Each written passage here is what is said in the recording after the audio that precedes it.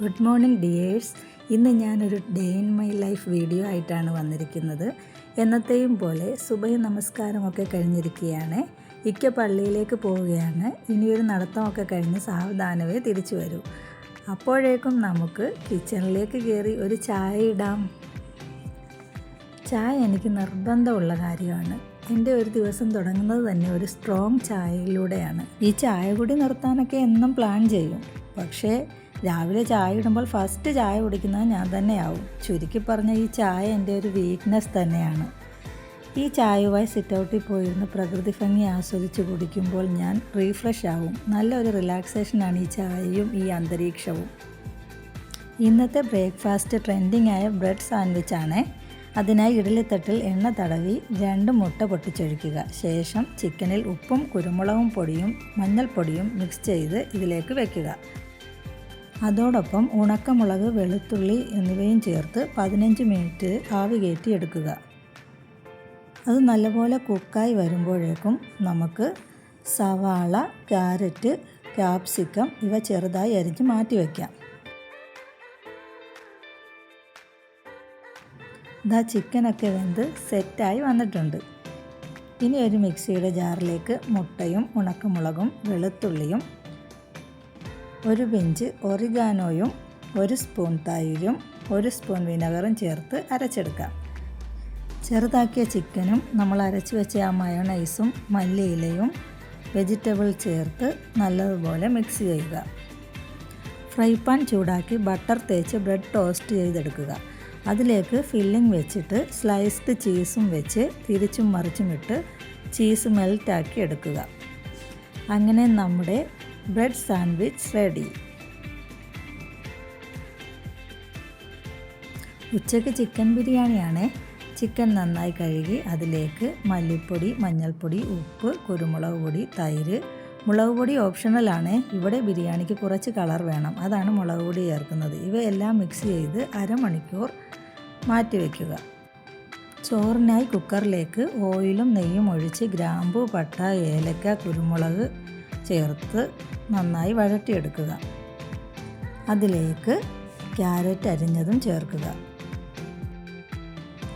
ശേഷം അരമണിക്കൂർ കുതിർത്ത് വെച്ചിരിക്കുന്ന അരിയും കൂടിയിട്ട് ഒന്ന് വഴറ്റിയെടുക്കുക.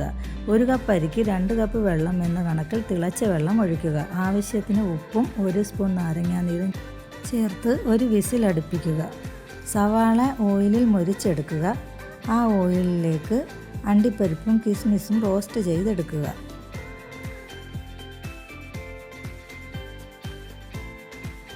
പാനിലേക്ക് ഓയിൽ ഒഴിച്ച് തക്കാളി, പച്ചമുളക്, ഇഞ്ചി, വെളുത്തുള്ളി പേസ്റ്റ് എന്നിവ ചേർത്ത് നന്നായി വഴറ്റി അതിലേക്ക് മസാല പുരട്ടിയ ചിക്കൻ ഇട്ട് കൊടുക്കുക.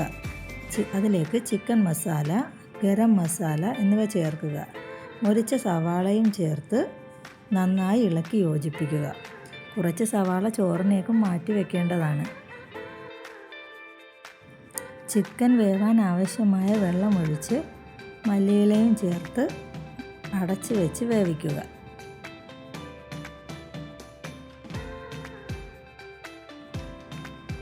അപ്പോഴേക്കും ഇതാ നമ്മുടെ ചോറ് വെന്ത് നല്ല സോഫ്റ്റായി വന്നിട്ടുണ്ട്.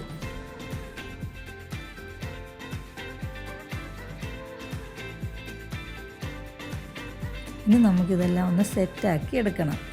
ചിക്കനിലേക്ക് ചോറും റോസ്റ്റ് ചെയ്ത സവാള, അണ്ടിപ്പരിപ്പ്, കിസ്മിസ്, മല്ലിയില എന്നിവ ചേർക്കുക. അതുപോലെ തന്നെ അടുത്ത ലെയറും ഇങ്ങനെ തന്നെ ചെയ്യുക.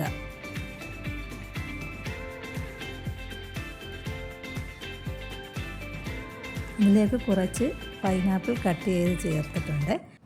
കുറച്ചുകൂടി നെയ്യ് ഒഴിച്ചു കൊടുത്തു. കളറിന് വേണ്ടി മഞ്ഞൾപ്പൊടി പാലിൽ മിക്സാക്കി ഒഴിച്ചു കൊടുത്തു. അങ്ങനെ നമ്മുടെ ചിക്കൻ ബിരിയാണി റെഡി. അങ്ങനെ നമ്മുടെ നെക്സ്റ്റ് സ്റ്റെപ്പായ ക്ലീനിങ് സെക്ഷനിലേക്ക് കടക്കാം. എന്നെ സംബന്ധിച്ച് ക്ലീനിങ് എന്ന് പറഞ്ഞാൽ വല്ലാത്തൊരു ചലഞ്ചാണ്. എങ്ങനെ ക്ലീൻ ചെയ്താലും എനിക്കൊരു തൃപ്തി വരില്ലെന്നേ.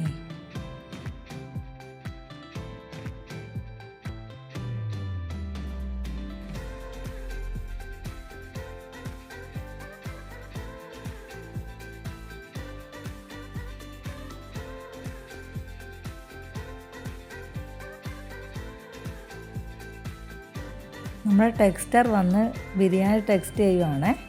എന്തായാലും ആളിന് ഇഷ്ടപ്പെട്ടിട്ടുണ്ട്. ഈവനിങ് സ്നാക്കായി പഴംപൊരിയാണ് ഉണ്ടാക്കിയത്.